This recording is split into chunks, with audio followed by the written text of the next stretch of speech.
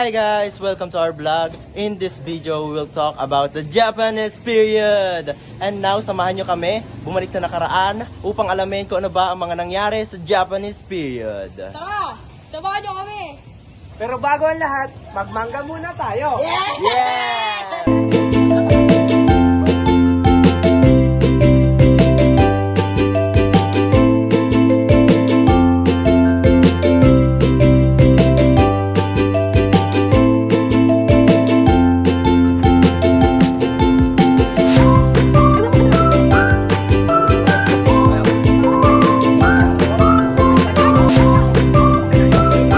Bababa tayo!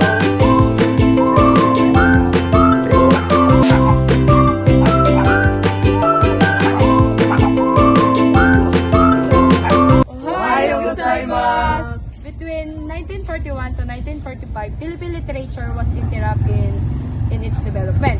So the Philippines was conquered by another foreign country like Japan. Philippine literature in English come to a halt. Tagalog was favored by the Japanese military authority while writing in English is prohibited.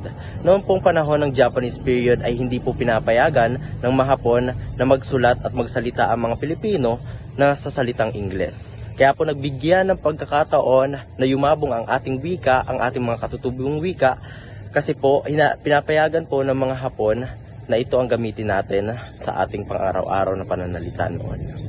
Anong unang panahon pala bawal magsalita ng wikang Ingles sa panahon ng mga Hapon? Kaya ano nangyayari sa mga tao na gumagamit ng wikang Ingles ng panahon ng Hapon? Ano nga ba nangyayari sa kanila? Ayaw ng mga Hapon na manatili ang impluensya ng Amerika dito sa Pilipinas. Para kasi sa kanila, ang English ay simbolo ng pagiging maka-Amerikano. Sila nga ang may control noon kaya gusto nila wikang Hapon ang gamitin. Pinalaganap nila ang Nihongo sa schools, sa radyo at kahit sa mga dokumento. Tinanggal nila ang English sa mga libro at media. Bakit? Kasi gusto nilang palitan ang kultura natin ng kulturang Hapon. Gusto nilang iparamdam na sila na ang may kapangyarihan. So, ang bawal na English ay hindi lang basta language issue. Parte ito ng mas malaking plano ng Japan para kontrolin hindi lang ang bansa kundi pati ang isip ng mga tao.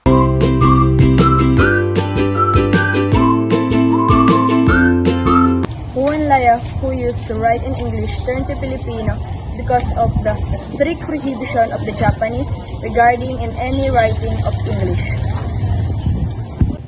So the weekly UYY was placed under strict surveillance until it was managed by the Japanese named Ishiwara. Ichiwa, during Japanese period, there are famous writers like Salvador Ponce Lopez. He is a famous Filipino writer, journalist, educator, diplomat, and statesman. He studied at the University of the Philippines with the work of Elpidio Quirino, The Judgment of History, and The Woman Who Looked Like Lazarus. Another example to that is Carlos P. Romulo. He wrote that, "I saw the Philippines fall down, I saw the Philippines rise." And another example is Carlos Bulusan.